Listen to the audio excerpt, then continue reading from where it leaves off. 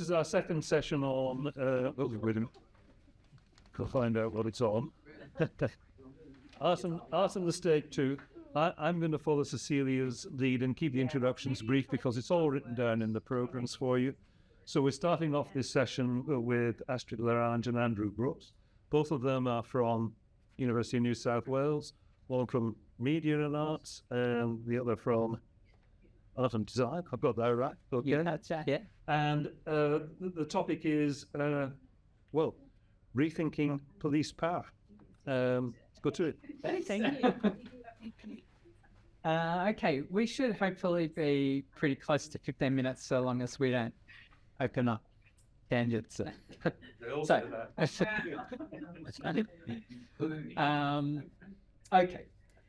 What is abolition a call for? Abolition is a program of struggle for the end of policing in prisons. Police and prisons cooperate to defend private property, manage the state's monopoly on violence, and discipline anyone considered surplus to the value-producing operations of the economy. With any invocation of police and prisons lurks the reproduction of the capital relation, and with capital comes the intensification of the dispossessive world-making project that is colonialism. And we co-write in a very integrated way, so we're going to go paragraph by paragraph. To trace these relations between prisons, police, capital, and colony is not to flatten the specificity of contemporary abolitionist organising and its concrete aims. Rather, it is to emphasise that the state's armed institutions emerge from and remain integral to the reproduction of colonial capitalist social relations. To frame abolition in these terms is to foreground it as a wholly revolutionary program. The abolition of police and prisons is dependent on the abolition of capital and colony. How then do we unmake this society? What do abolition movements look and feel like in the present? And what role does art play in the making of different futures? Okay, so this talk comes from a larger book project that is underway that tries to address these questions by articulating what we're calling an aesthetics of unmaking. And you can see here some of the sort of axioms that we're trying to follow through this book. Unmaking works as a concept, works to remind us of the historical contingency of this world, the simple and undeniable fact that things have not always been as they are and so may be different again. So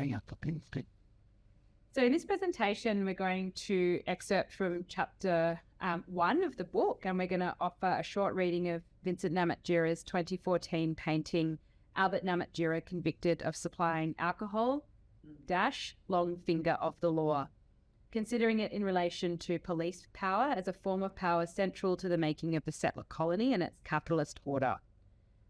The idiom, the long arm of the law, refers to the capacity, if not inevitability, of the police to find its targets. The phrase originates in a conception of sovereign power that reaches back to the 16th century. Kings, it was said, have long arms and long hands. The power of the sovereign's long arm is crystallized in the presumption of the right to determine life and death, which, as Michel Foucault points out, is a dissymmetrical relation in which power over life depends upon the capacity to extinguish it, the right to take life or let live.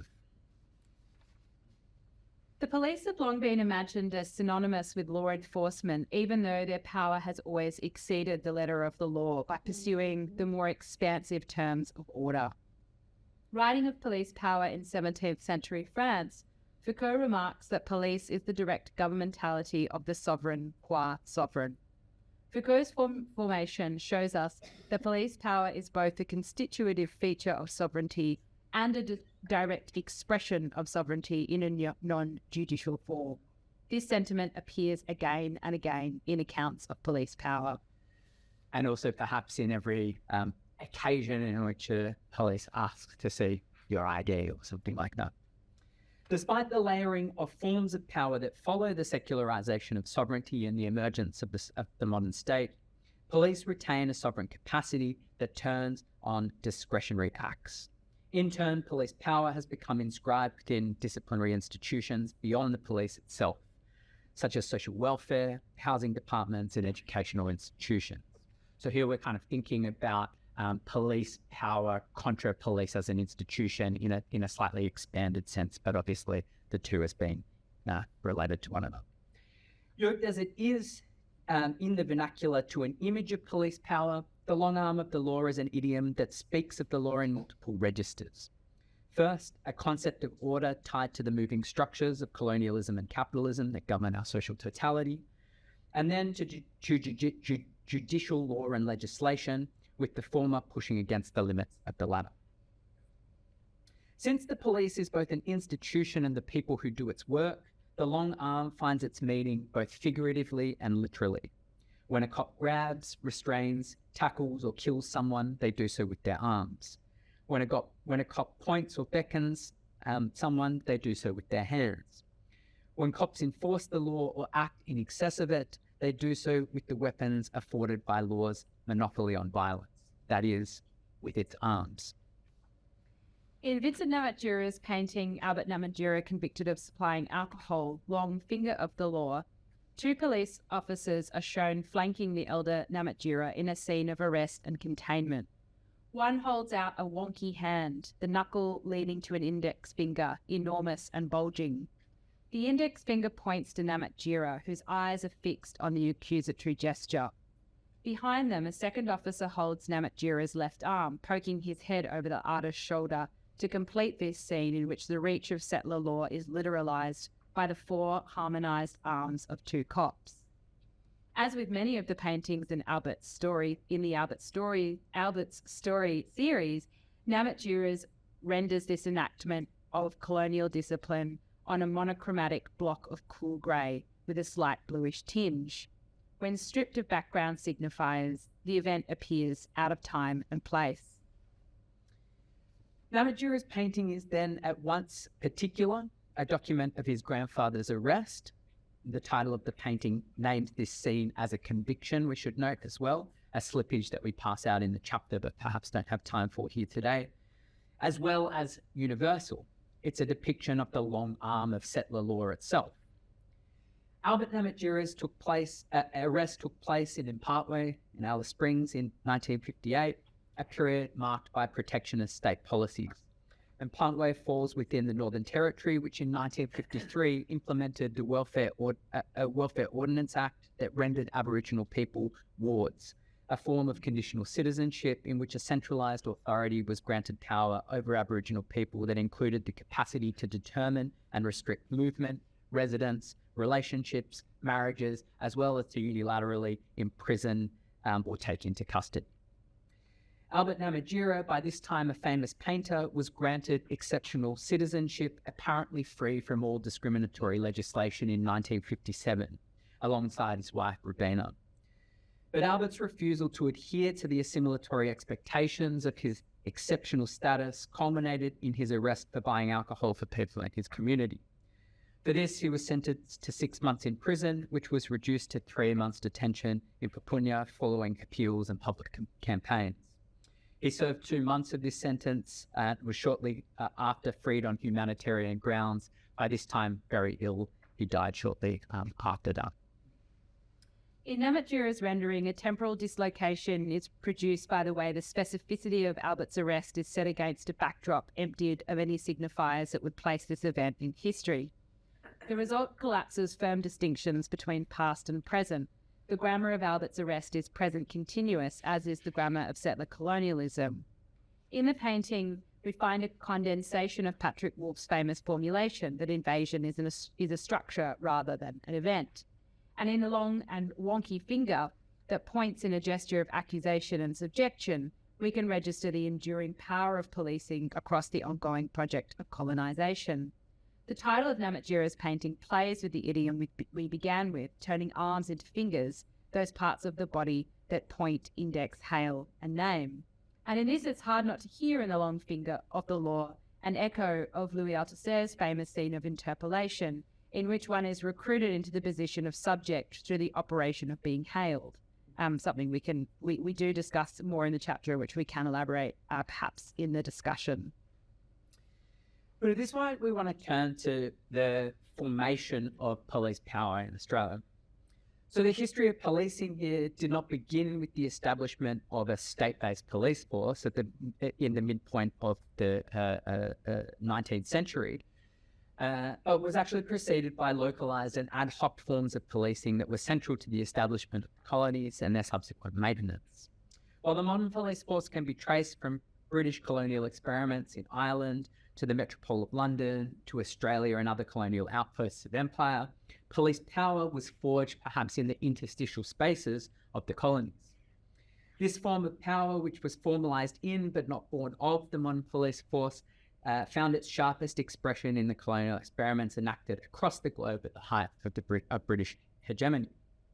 In New South Wales, policing began first as a paramilitary operation. Governor Phillip appointed the free settler John Smith as the first constable of the colony, and here constable meant something different to its contemporary usage, had a slightly different history, and it becomes, we kind of have the modern constable with kind of Peel's contemporary police force in the mid-19th century. So it means something slightly different, but we get John Smith as the first constable of the colony, and in the years that followed, we have specialised police functions that were established, and their membership was comprised of well-behaved convicts for the most part. In these early days of settlement, policing took place on multiple terrains, both within the boundaries of the settlement, so the policing of the new colony, and then the policing outside the settlement, the policing of the frontier, which was also always a kind of expansion of that frontier. Over the first half century of settlement, the colony expanded, necessitating the growth of instruments for maintaining and imposing social and political order. A continuity existed between British military regiments stationed in New South Wales and specialised policing units. The contemporary militarisation of police that has intensified globally since the 1970s is merely the resurgence of a war logic that has always been central to police power. Colonial police, writes Chris Kineen, participated in the war against Indigenous people and were directly engaged in violent repression and colonial expansion. They played an instrumental role in land grabs and in the violent suppression of Indigenous resistance to settler occupation. Police on the pastoral frontiers, this is a quote from Kineen, were essentially conducting duties of a military nature. The frontier war utilised police in a role far removed from that of the village constable. Amplifying the discretionary nature of policing was the legal ambiguity of the colony at its moment of inception, an ambiguity that was retrospectively shored up through the tacit acknowledgement of terra nullius in colonial law via a legal opinion penned by Baron Field in 1819. And here we want to shout out, acknowledge and shout out to Justin Clemens and Thomas Ford's quite remarkable new book, Baron Field, Poetics of Terra Nullius in New South Wales, which kind of outlines this history of terra nullius and its retrospective enactment in law through this kind of combination of both poetic gestures and performative poetic gestures and legal opinions. Fantastic book. So settlement proceeded under the doctrine of discovery, that is, of peaceful settlement, yet the absence of any reference to terra nullius in the archive of Australian colonisation preceding this 1819 legal opinion, which is a legal opinion concerning a taxation dispute between Governor Macquarie and the judge, the Supreme Court judge that directly preceded Field. So prior to this 1819 ruling, it meant that the colony, the absence of any reference to terra nullius, meant that the colony kind of functioned both according to British constitutional constraints as well as in excess of them. Accordingly, from the outset, it was largely assumed that Aboriginal people were British subjects, and yet the ill-defined status of the colony in law allowed them to be treated as exceptional and/or conditional subjects. As Kineen puts it, if Aboriginal people were compliant, they were to be protected. If not, it was the colony which was to be defended. So we read the ungainly and wonky finger of the cop in Namatjira's painting as a gesture that concretizes the history of settlement and the centrality of police power to its construction and maintenance. The finger is the threshold between the law and specific acts of its enforcement. It is the boundary between what enables a police officer to act and the acts that constitute policing itself. It is the dividing line between subject and racialized other. It is the border between discretion and law. The settler claim is founded on the interrelation of fraudulent legal entitlements that require enforcement. The finger indexes the specificity of this enforcement, and the strange and fatal intimacy of its enactment is a persistent subject for Vincent Namatjira, who understands the performance of settler sovereignty as ultimately violable and volatile. That settler sovereignty is unstable is finally the most crucial dimension of his painting, which first and foremost is a painting of an Orient man whose sovereignty, contra that of the settler state, is inviolable. The deadpan expression that Namatjira gives to Albert in the face of the law bearing down upon him perhaps gestures to the absolute incommensurability of indigenous and settler sovereignties. In the flat affect of this painterly exchange, we might register something akin to what the one-year writer Alexis Wright calls the sovereignty of mind and spirit. The painting then not only documents a scene of subjection, but sets about to unmake it through a series of small gestures that affirm the enduring sovereignty of the artist's grandfather. This act of unmaking reminds us of the capacity for the performative to be turned against itself, a lesson we learn from Judith Butler's attention to bad subjects and possibilities of subverting the force of law. Butler writes, "The performative, the call by the law which seeks to produce a lawful subject, produces a set of consequences that exceed and confound what appears to be the disciplining intention motivating the law." Namatjira's painting signifies in excess of the standard referent in which the interpolative gesture names and brings into being its subject.